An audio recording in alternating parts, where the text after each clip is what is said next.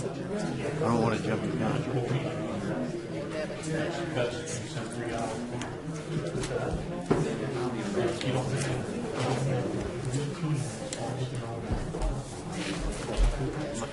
Hey, Jimmy. Hey, Boss. How are you?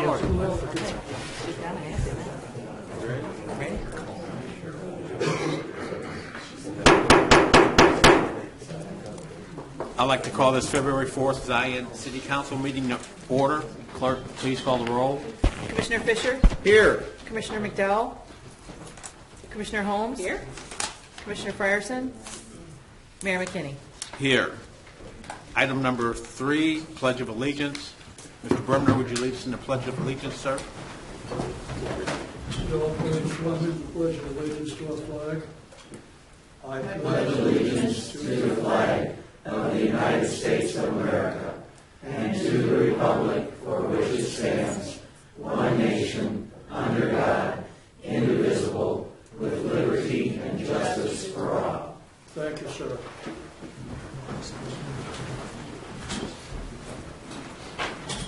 This evening, Matt Kearney is going to pray for us this evening. Matt, would you come forward? Thank you, Mayor McKinney. Let's bow our heads in prayer. God, you are a good God who is slow to anger and abounding in loving kindness. We thank you for that.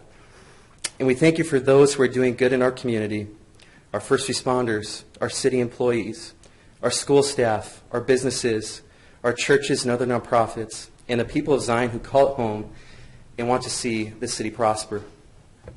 Lastly, I thank you for those on this council who sacrifice so much and work tirelessly, not only to run this city, but to see it grow.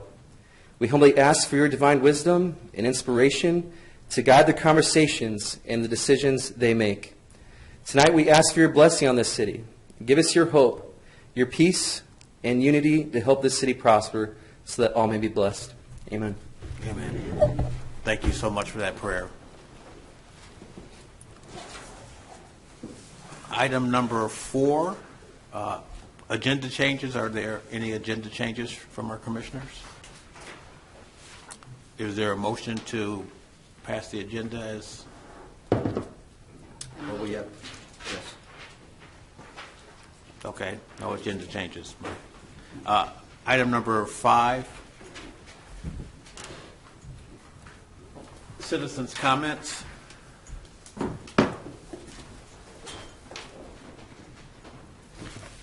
We have Scott Lang.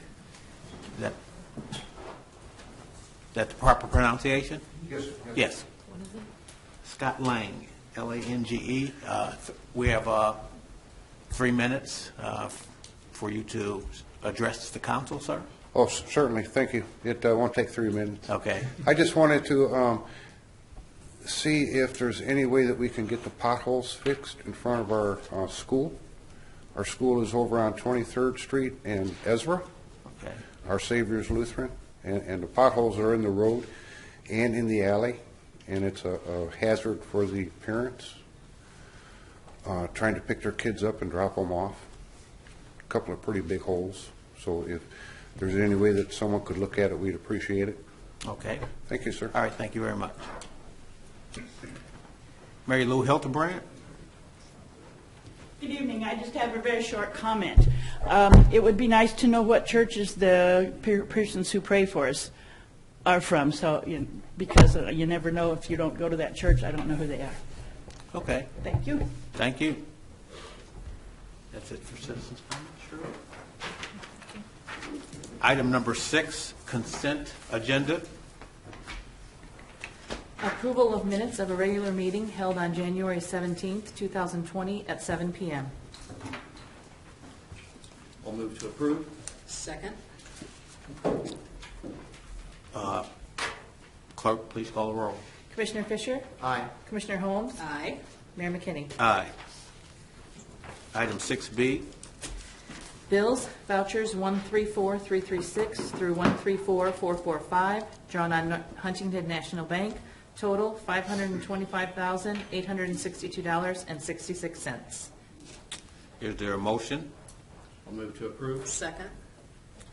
Clerk, please call the roll. I have a question. Are there questions? Yes. All right. I had one question, and this is to Administrator Nabel. And forgive my ignorance if it's been asked already. Channel 19 operations, that's the fee for the meetings, as I understand? Yeah, that's Is it- Go ahead. Sorry. My question is, the amount that the city pays, is that just the portion, or is there a cooperative agreement with, like, the Park District? Because I know they're... We work with the Park District on that. I don't know offhand what the split is for that. But we bear a larger share of the cost, if not all of it, because we also have the excise, the communication tax that we have that goes towards that as well, whereas the Park District doesn't have the taxing authority for the communications tax. But I could look into it for you just to double check. Just wanted to be clear on it. Sure. Thank you. All right. That's the only question I had. All right. Clerk, please call the roll. Commissioner Fisher? Aye. Commissioner Holmes? Aye. Mayor McKinney? Aye. Item number 7, consider passing ordinance as follows. 7A, authorizing Fourth Amendment to water supply contract with the Lake County Public Water District per Director Roberts. Thank you, Honorable Mayor and Commissioners. Attached, you will find a request from the Lake County Public Water District for an amendment to the water supply agreement between Lake County Public Water District and the City of Zion. The Water District currently has 2 generators, one at the main plant and a second at the low lift pump station. Both generators are over 22 years old and need to be replaced due to their age and repair parts availability. Estimated cost for replacement is $450,000. Funding for this project would come from the repair and replacement account. The current contract requires a 1-year, 12-month payback period. The Lake County Public Water District Board has proposed an amendment to the current contract authorizing a 5-year payback for the generator replacement project. Staff requests and recommends approval of the amendment to the water supply agreement. Is there a motion to approve the amendment to the water supply agreement? So moved. Second. Any questions? I did have a question. The estimated replacement costs are $450,000. May not be able to answer, but the generator, as you said, are over 22 years. Is there a projection in terms of what the new ones, how long, or is that something? Basically, probably, when you're looking at a generator, another 20 years of life, usually what you can get out of those. They're backup generators, so they're not constantly being run. So that's a long time. Yeah.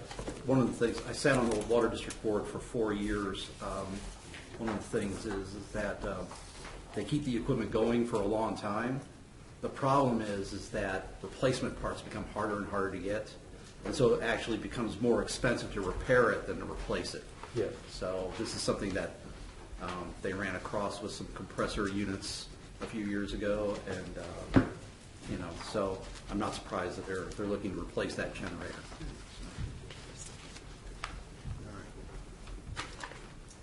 Additional questions?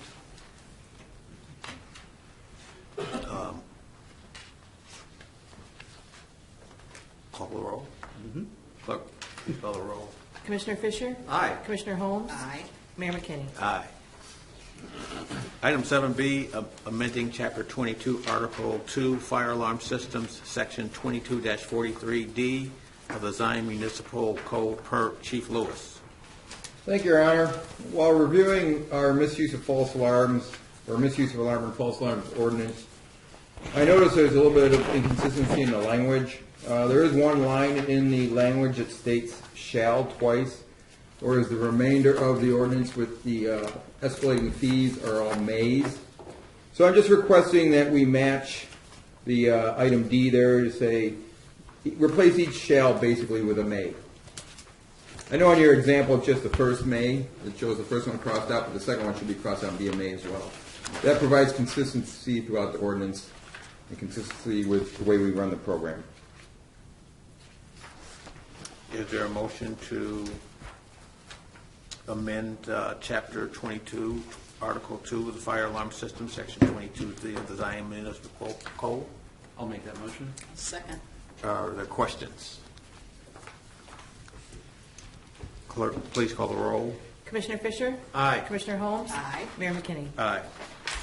Item number 7C, amending section 3416, ambulance charges of the Zion Municipal Code per Chief Lewis. Thank you again, Your Honor. So you may remember back in August of 2018, we created an ordinance called, it's basically a special service or an ambulance assist billing. The intent was to help reduce some of those non-emergency calls we go on just to kind of transfer people from wheelchairs to beds, beds back to wheelchairs. Since that time, we've done, well, I can just tell you for the month of November 2019 through June 19 through November 19, we billed $7,850. We received zero back.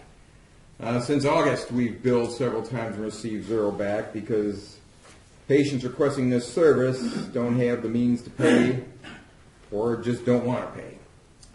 So I've talked with Administrator Nabel about let's just rescind the ordinance. It's more time, more money, more effort that we're putting into the billing than we're getting back, and it's not reducing call volume, so let's rescind it and look at a plan B at some point. So I'm just asking to rescind this ordinance, or this section of the ordinance. Is there a motion to rescind the section of the ordinance of the municipal code related to the non-emergency special service fee? I'll make that motion. I'll second. Are there any questions? I do have one. Chief Lewis, can you give us an idea about how many calls your unit receives per year? Over the year, I would say, let's see, I have it here somewhere. Possibly, I think we had 200 of them, or 100 and some last year. And these are the In non. 2019, we had 154 of them. We billed for 83 of them. We received nothing. We had one patient that called 24 times, one patient that called 12, 1 9, 1 8, 1 7, and the remainder were anywhere from 3 to 4 times over the year. And these are non-emergency calls. In the grand scheme of things, they're non-emergencies. Basically just moving someone from a chair to a wheelchair, wheelchair to a bed, bed to a wheelchair, wheelchair to a car. Help me put my slippers on. My rope's caught in my wheelchair, things of that nature. I'll give you a call tomorrow morning. Well, and we'll be there. Yeah. One of the things that's really interesting to find out about this, and I won't make this long, is that everyone's sense of an emergency is quite different. And our fire department, our first responders are required by law, regardless of the nature of the call, that we have to respond. And I know sometimes our citizens don't always understand or possibly appreciate that.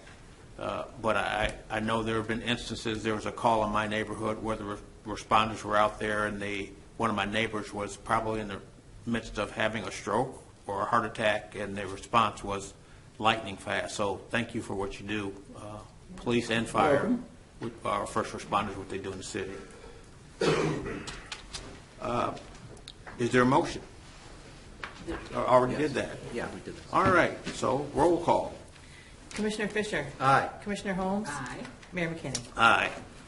Item 8, discussion, authorization, and approval. 8A, consider waiving manager's fidelity bond raffle application requirement for the Kiwanis Club of Zion Benton per Clerk Spooner. Thank you, Mayor. The Kiwanis Club of Zion Benton has submitted a raffle application requesting authorization to conduct a raffle for fundraising purposes. The organization has requested that the manager's bond be waived and has indicated on the application that a unanimous vote of the organization's members approved the waiver request as required in the municipal code. I respectfully request that the council consider the Kiwanis Club of Zion Benton request for a waiver of the bond requirement.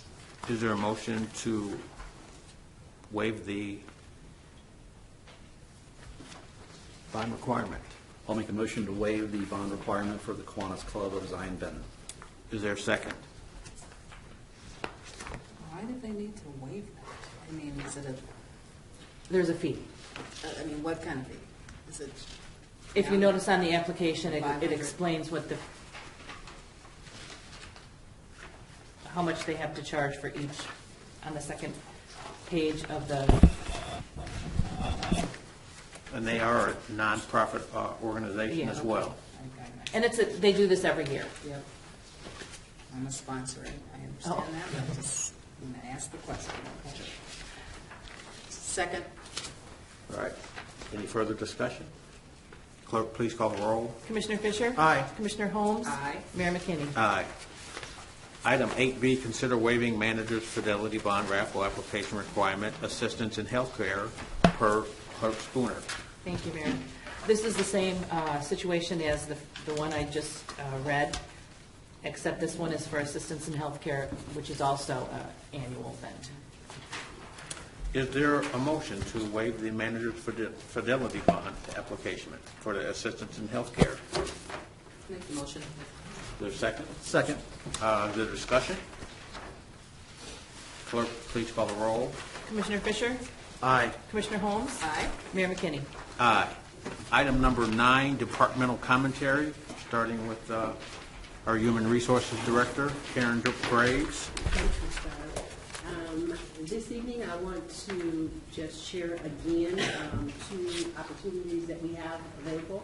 First one is for community service officer working with our police department. And both of these positions are on our website. But I do want to mention them both this evening because they're exciting opportunities, and it's a way that we can work with the 2 departments, the fire department and the police department.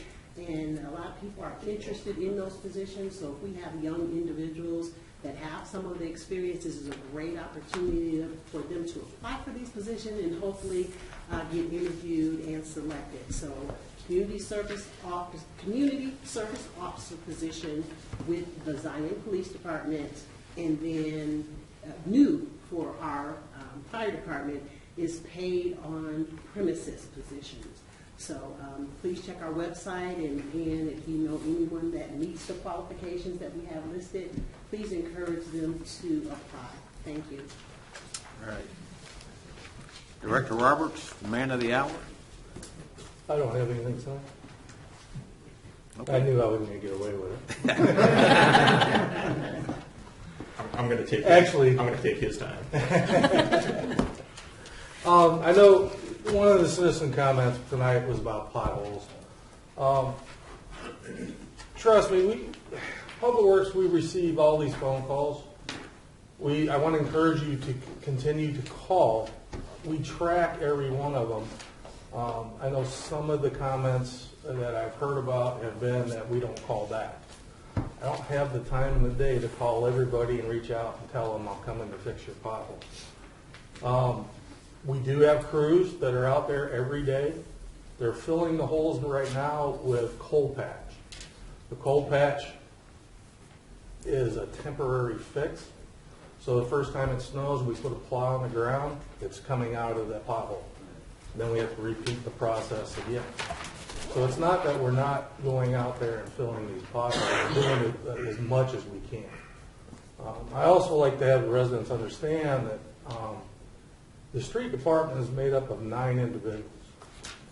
We currently have 2 that are on workman's comp. Any given time, we could have 1 to 2 that are on vacation.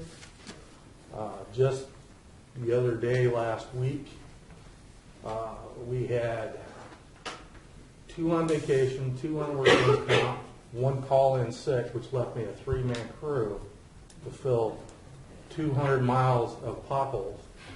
That's the city's roads. We cover 200 miles of primary and secondary roads and almost 30 miles of alleys.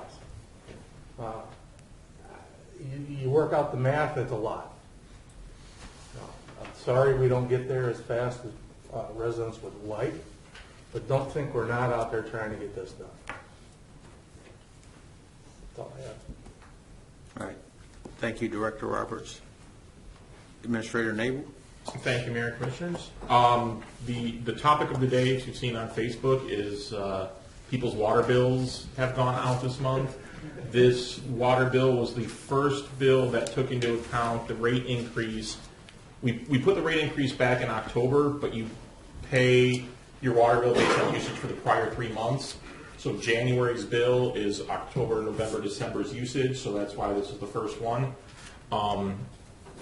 again, we talked a lot about it when we talked about the rate increase. I also did a dollars and cents presentation explaining a lot of the detail.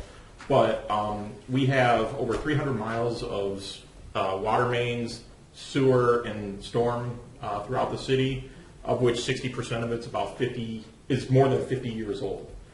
Unfortunately, the rates in the past have not increased sufficient to cover. We've absorbed all of the debt service, basically the bonds from the Lake County Public Water District as part of the rate, and that's been at the sacrifice of keeping up with the infrastructure. There's nothing we could do about that. That's a decision that was made over the past couple decades, but we're at a point now where that infrastructure needs to be fixed. So we put the rate increase in place, restricted for infrastructure purposes. If you've been at council meetings, and I know a lot of you have, we also are working with the IEPA to try and leverage that money as much as we can to get more bang for the buck through low-interest loan programs as well as forgivable loan programs for these infrastructure projects.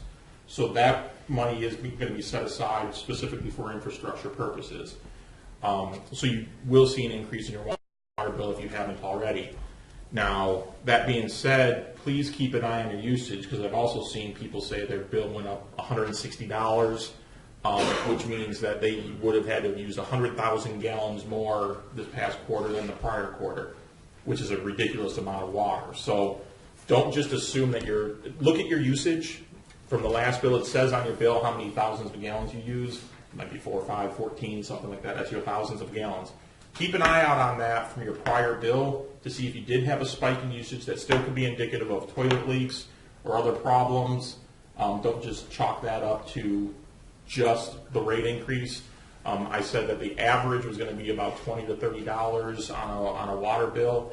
Obviously, that's based on how many people you have in your home, and it's going to vary from place to place. But just a reminder, we bill our water bills in 3 sections. So the first section to see it is January, then February and March will be when you usually get your bill. That'll be the first one that you're gonna see that increase on. All right. Thank you, Administrator Nabel. Chief Lewis? We were recently the recipients of a grant from North Shore Gas, which allowed us to buy and distribute carbon monoxide detectors with the intent to distribute them to low-income families and senior citizens. So right now we're in the process of purchasing those CO detectors and developing a program to distribute them. We'll most likely purchase the plug-and-wall kind because they're the easiest for everybody to use. The problem will be creating the program for distribution. It's always the hardest part. We did our smoke detector distribution several years back. Sounded all fine and dandy, and then we had pallet loads of smoke detectors. Then suddenly people needing 15 to 20 smoke detectors, which is quite a bit for your average home. But a lot of people here are free and need a lot. So we'll be creating a program to find a way to distribute them, track them. We do have to report back to North Shore Gas on who we distribute them to and how the grant worked. But keep an eye on the website, keep an eye on social media. Once the program's in place, we'll be ready to go. I'd really like to thank North Shore Gas for their gesture in helping us in this regard. I can recall last year when I was a commissioner that I went to an event that was sponsored by North Shore Gas, and one of the members of the company said they didn't have a working relationship with the city of Zion and didn't know the Zionist mayor at that time. And I introduced that person to Mayor Hill at the time. And as soon as I got in the office, probably about 7 days later, this young woman's card was on my desk. I'd put it out there so that I would remember to call her. And when I called her that day, she said, I was thinking about calling you, but I was going to see if you were going to call me first.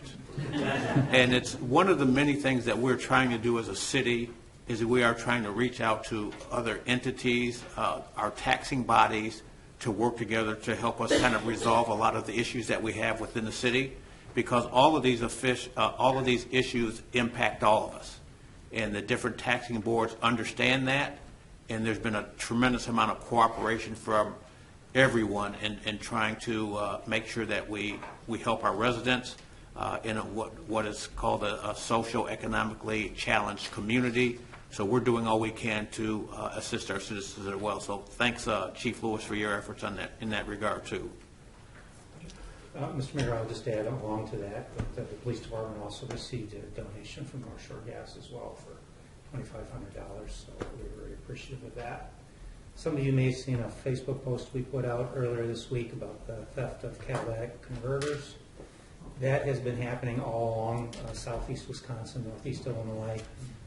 You can see people from Kenosha saying, "Oh, it happened to me last week at my place of work or my apartment complex."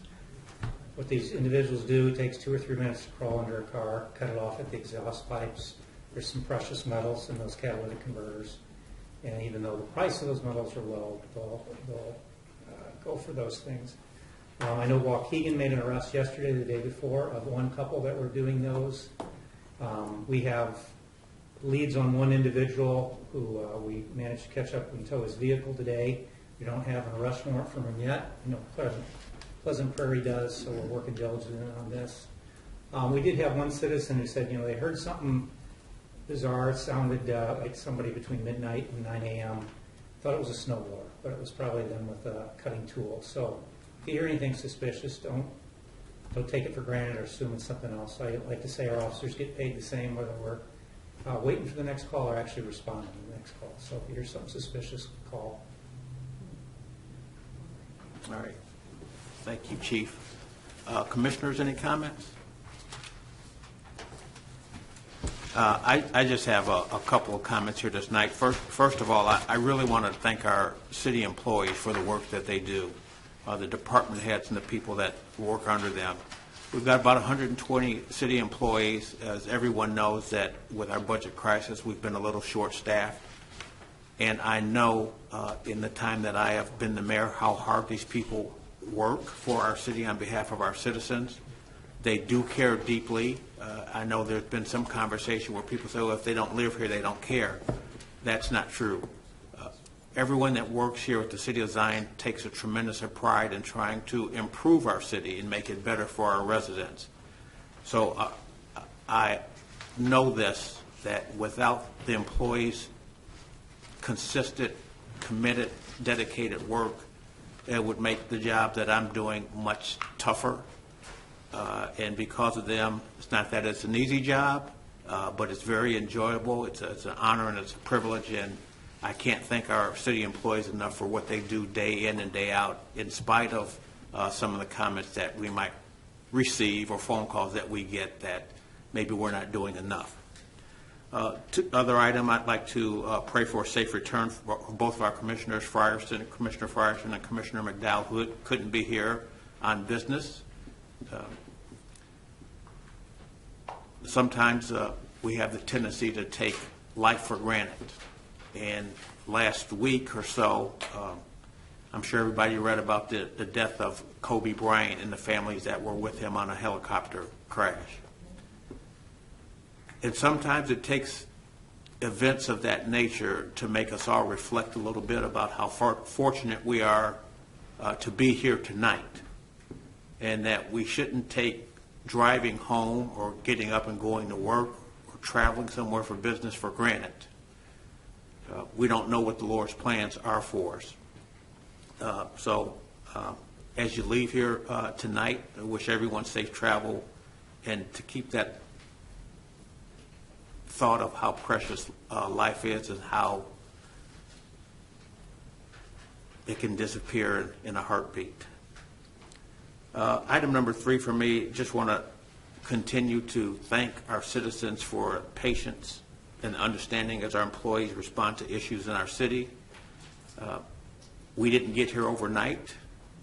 It's going to take us a while to get out of this, but I rest assured that we are working as hard as we can to do it. So thank our citizens for your comments, for your praise, and also even for your criticism. Because as we get criticism, one of the things that we all do is we take everything into account that's being said, and we always look at a better way that we can, building a better mousetrap. So while the criticism, whether it's justified or unjustified, we take it seriously, and we're always looking at ways to improve. So thank you for your comments and for the calls that I get, our public work, our different department heads get. A lot of times that people can't reach some of our different departments because they're out working. I'll field the calls. They'll call me. And I do return calls that everyone makes to me. And I try to explain to them, just as Director Roberts did, and Director Chief Henderson, Chief Lewis, Administrator Nabel, just how things work in the city. We'd like to be able to snap our fingers and have everything done right away, but that's not always possible. So thank you for the calls again, and thank you for the patience. The last item that I really want to talk about is infrastructure. I can recall when I was a commissioner, Commissioner Fisher had written an article, a blog on infrastructure, and it was the hot topic. And as a city, I've been to Springfield twice already. We'll go back down later this month, and talking to officials and legislators there about getting help from the capital funding bill that I think there was like $43 billion in the capital funding this year. Is it 43 billion or 43 million? I believe 43 billion. 43 billion. And sometimes being in the northeast corner of the state, right tucked against the state line, we get a little lost.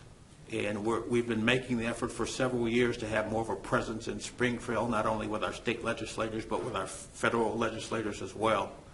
And it looks like we're in a really good position, knock on wood, that we'll get some funding from the capital bill. And we'll continue to press with our legislators. State Rep Joyce Mason has been terrific to work with, as has State Senator Melinda Bush.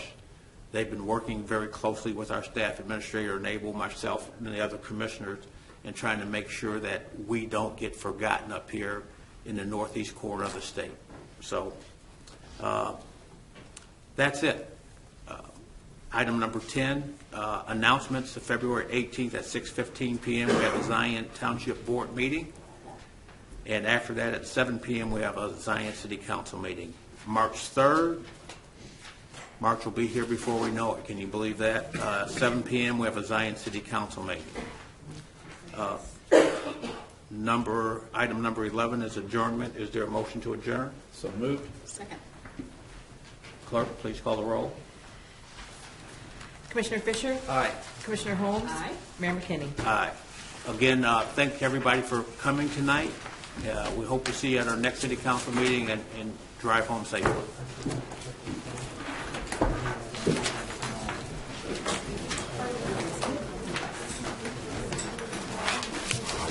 Good.